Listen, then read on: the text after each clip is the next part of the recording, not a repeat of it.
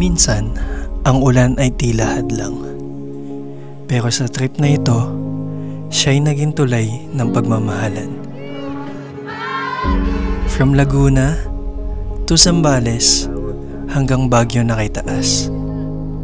Ito ang huling sakay bago kami bumitaw sa college na kay tagal din naming inakap.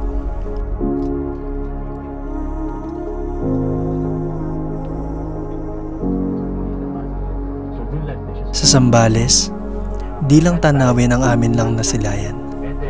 Isang pabrika ang bumungad na para bang buhay na sistema, maingay, maalam.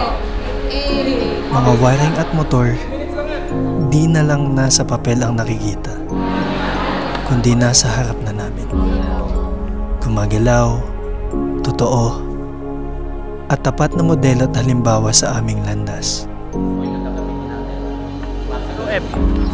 Di namin akalain ganito pala sa labas, na yung iniiyakan sa exam, kayang maging ginto kapag ikaw ay tumibay at lumaban.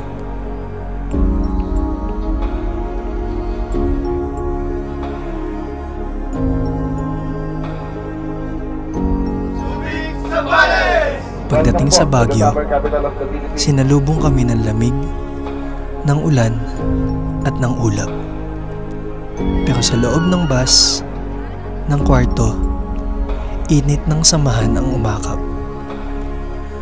Ang bawat hakbang sa malamig na kalsada, kasama ang tropa, ay naging tula at naging alaala.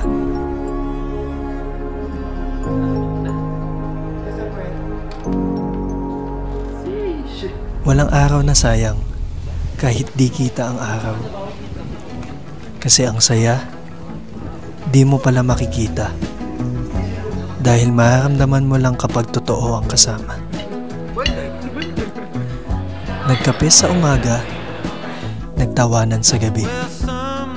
Parang sinasabi ng panahon, ito na. Ito na ang huling sandali. Mga kwentong paulit-ulit at tawanan sa simpleng bagay.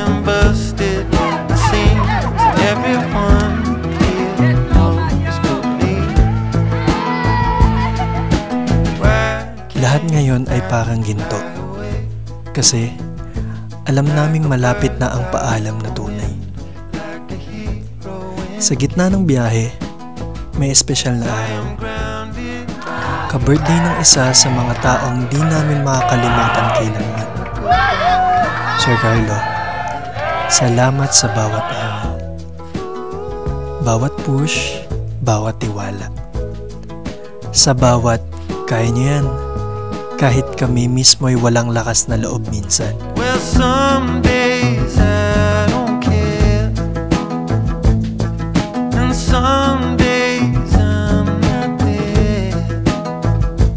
I am walking. Pero ang pasasalamat naming lahat ay buong puso, totoo, at walang kapantay.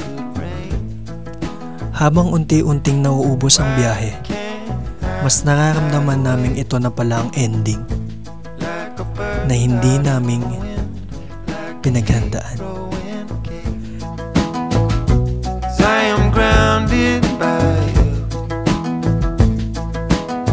Pero kung ito man ang huli nating sakay bilang klase, ayoko nang bumaba. Pero masaya akong kasama ko kayo hanggang dulo na ruta. Laguna, Zambales, Baguio. Bawat stop may kwento.